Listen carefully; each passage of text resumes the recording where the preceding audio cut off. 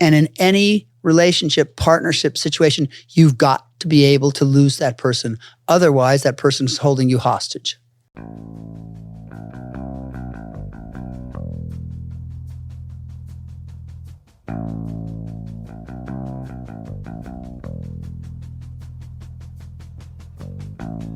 Yeah, one of the essential things, we've touched on this in different conversations today, but we hadn't talked about it directly. And, just in reflection, I think it's one thing that it took a while for me to get was the role of loss and my fear of losing, right? And how essential loss is and transformation and just the ability to lose.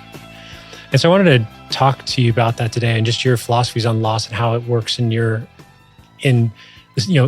story, right? And how it plays out and how it holds people, like that fear of loss can hold people in place. Yeah. And whether that's fear, shame, and people have all sorts of complaints, versus feelings. I want to kind of just cover that landscape about how do people get a sense of themselves and where they're afraid of something and afraid to lose or really not playing, or where they're having real feelings and really actually working through something. So I guess maybe just to ask the question, I mean, you've talked through your life about all these significant pivots and transformations, most of them being in ridiculous, very public.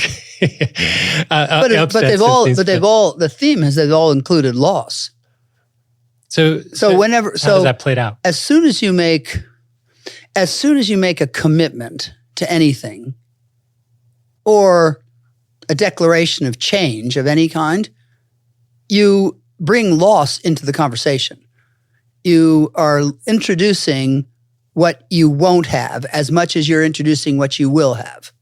So if I get married, if I'm asking someone to marry me, I'm introducing the possibility of saying goodbye to all the people that I could possibly marry. So the moment you make a commitment, you introduce the whole aspect of loss. Now, most people don't consider that, right? And I mean, not that you should necessarily consider that because you're looking at the gain or the passion, the possibility of what you're committing to. But it also always includes loss, right?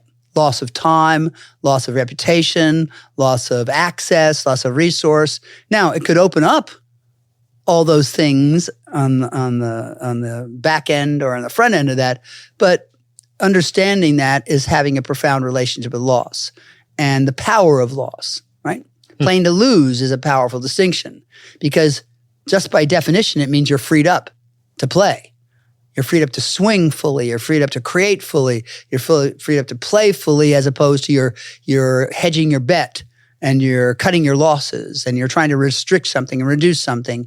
And all of that doesn't allow for full self-expression, full creative expression. So, I've had so many significant losses in my life, right? And I don't look at myself like an identity. Like I don't look at myself as a person who has a lot of losses, right? I kind of look through my life as like a person who's had a lot of gain. But, between mother and father and aunts and uncles and grandparents and 2 brothers and my first wife and 3 best friends and, all sorts of losses that I've had. And understanding my relationship to it. And it doesn't mean you don't miss those people or aren't heartbroken and all stuff, but really integrating those losses and contributing those losses and connecting with those losses, has been part of my life, part of my journey. Well, it's like with Jeff and the Pavlov Foundation, right? And all the work that he's done in that loss. And all the work that we've done together on that loss, which is most people don't recover as opposed to that he's not only recovered, he's made it a contribution, and he's got the heartbreak along with it all. So as soon as you commit to anything, you commit to the loss of something. Like if I'm committing to running a marathon, I'm committing to the loss of time. Like I gotta dedicate more time over here. There's things I can't do that I could have done, right? I've got to stretch more. So there's all sorts of things that come into play. And they can't occur like losses, like you're losing something. They have to occur as if that loss is a creative act and an empowering act and an act of contribution and revelation and celebration. And it could be even like some sort of irrigation, like it's healing something as well. Right. So the essential part of my work is one's having a profound relationship with loss. I work with this all the time, and I look at relationships that are so much in survival. Like, I can't leave, I can't leave, I can't leave. And they just can't lose the person. And they can't lose the person. And in any relationship, partnership situation, you've got to be able to lose that person. Otherwise, that person's holding you hostage. And it's codependent and it's dysfunctional. Well, in the work you did with me and my wife, one of the things I had to do to even get to my real communications was I physically almost had to lose her. Like, I had to go through that portal of like, I'm going to lose my wife if I'm going to say this. I mean, I get this. I said this to Jen just a couple of years ago when we were having really difficult times with Jack, and I was, and in a very loving, open way, not a threatening way. I said, do you think I should leave? Because I wasn't sure if I was making a positive impact in my family. And I thought, would it be better if I wasn't here? And it wasn't like to get attention or a victim conversation. It was, I wanted to have a conversation about it.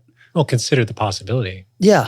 And I want to have a real conversation, about that with my wife. And she said, no, you need to grow more, develop more, become more. Yeah, and that's what there is to do. And that's what I've been doing. And is there places that people have the most, obviously relationships, there's a lot of tendency where people don't want to lose relationships. Oh my God, it's everywhere. Time, money, health, like all sorts of shit. Like some people, when they get a cold, they get terrified they're going to lose their life, right? Rather than they have the ability to lose their health for a period of time while they become healthy. Yeah, well, just be in bed, be sick. And just be sick and then get better, right? And then get better and come back. But other people, like, they start making shit up, right? So it's like, if you have no relationship with loss, I mean, it can be in any area. Well, reputation, like some people get all concerned about their reputation rather than like the ability to lose their reputation so they can grow and become. Well, I was on the phone the other day with a person who was sick at work, right? They'd shown up as me and they shouldn't have. And they're like, oh, I went to my doctor and my eardrum was about to rupture and I was feeling all this pain and I thought the doctor was going to say, oh, it's nothing, you're such a pussy, right? But they had this whole dialogue in their head about them being sick meant that they were weak or that they were something else. And so they just kept on going, right? And they weren't willing to stop, either avoid the loss because it meant something about them. And I'm just illustrating that point because there's so many places that loss shows up and we don't notice it. It's like, it can be very, like, oh, I'm going to lose time with my friend, instead it's 5 minutes, whatever, or I don't want to transition from this place to the next place.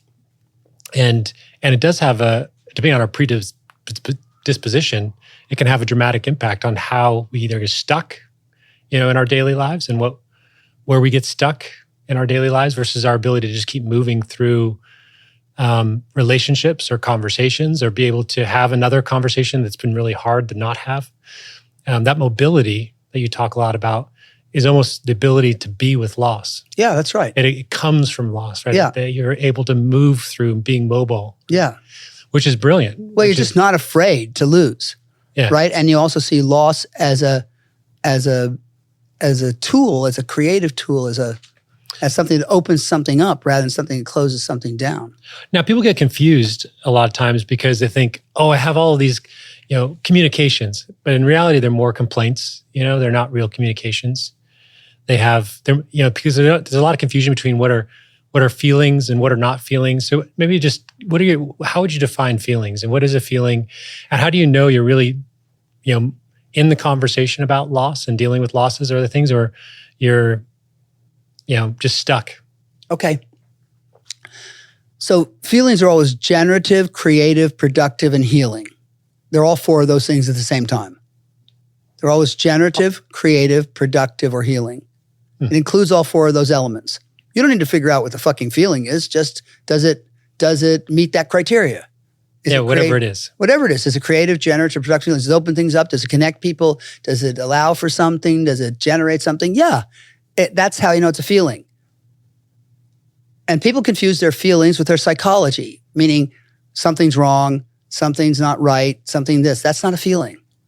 Feeling's always generative, creative, productive, and healing. So whenever it's not that, it's some other commentary that something's wrong. And loss generates a lot of that. Yeah, but that's why grief is a feeling. Because it's creative, generative, productive, and healing.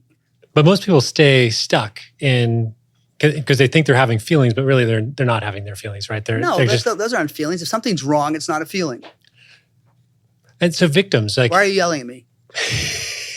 yeah, but people play the victim, right? They think that there's a level of, because the survival system does that. It collapses you into being the victim. You know, and a lot of times that's the nature of a victim. Someone or something is doing something to you. That's what a victim is. And we're all victimized by something at some point. Meaning, like, you're just expanding your capacity to be victimized.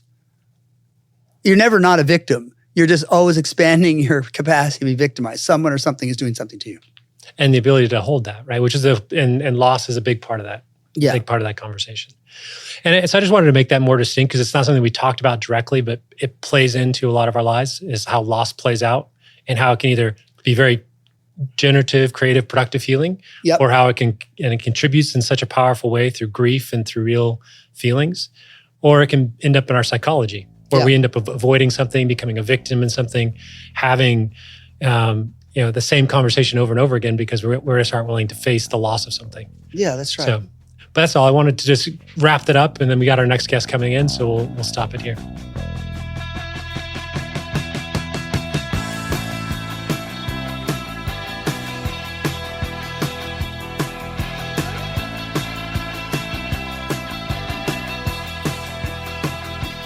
This has been a Gradience production.